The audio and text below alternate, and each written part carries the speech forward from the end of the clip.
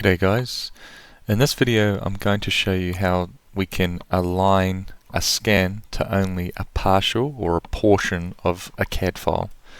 So we import the mesh as well as the CAD file as either IGES or STEP.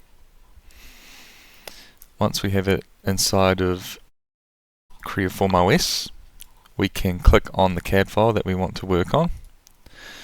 We can then select the surfaces or features that we want to use for our alignment. Next we can reverse the selection and then we can delete the CAD files, or the CAD surfaces I should say. So it's just tucked away here under references, so we'll just unpin that so we can see that a little bit easier.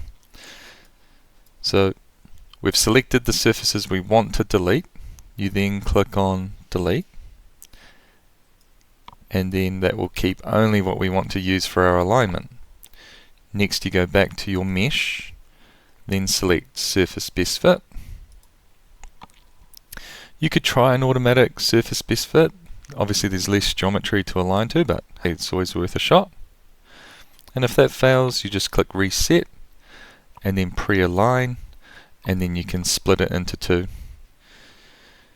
Now what you can do is pick on a few common points, rough common points, and the software will take care of the rest. So I'm just clicking on kind of nearby surfaces to just get it in a rough pre-alignment. Then select align, and the software will take care of the rest. So now we've only aligned the scan data to the primary datums here that we wanted to use. Then once you've done that, you can click over under references and expand the reference, and you can see there's these deleted CAD surfaces or entities.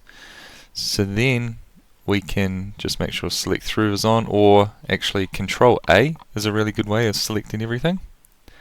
And you can then just restore the deleted surfaces so that you can do your best fit alignments, etc. So here we have it.